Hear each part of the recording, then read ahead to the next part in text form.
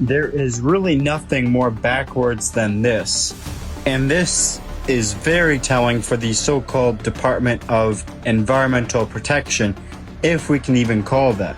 Now, after being sued for their actions related to sewage and release and degradation of the Indian River Lagoon, leading to the 2021 record manatee deaths, they have now been given a ruling by a U.S. District Court to step up protections. This involves a series of steps at reducing the threats, such as quarterly reports on manatee deaths, water quality, seagrass conditions, and harmful algae blooms, and also a temporary halt on new septic system permits in the part of Lagoon watershed starting on July 17th.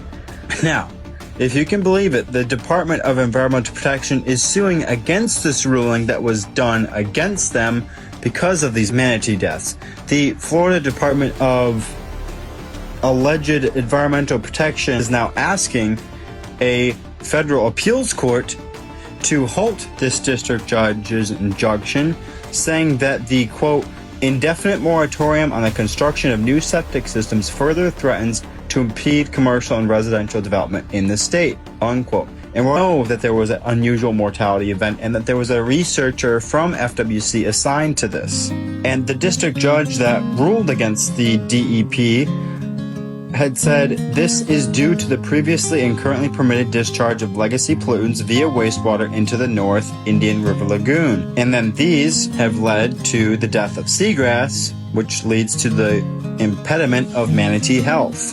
The state is also arguing, somehow, that Bear Warriors United had not shown legal standing in the case and that the Florida Fish and Wildlife Conservation Commission, not the Department of Environmental Protection, allegedly protection, is responsible for issues related to wildlife such as manatees. Now, this is one of the things with Florida politics and our current state mismanagement, I would argue on an environmental level at least, where you have the DEP pointing the finger at the FWC, and the FWC originally went after the researcher who works for them because of her findings based on the actions of the DEP. Now, Bear Warriors United and countless other groups who have pointed to the facts of what's going on in the Indian River Lagoon have taken that lawsuit and now are being sued by the Department of Environmental Protection because of what they found based on their own actions. This is how messed up the Department of Environmental Protection is.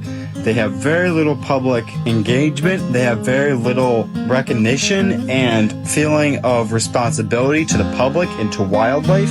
They are given a name but are not held to live up to that name.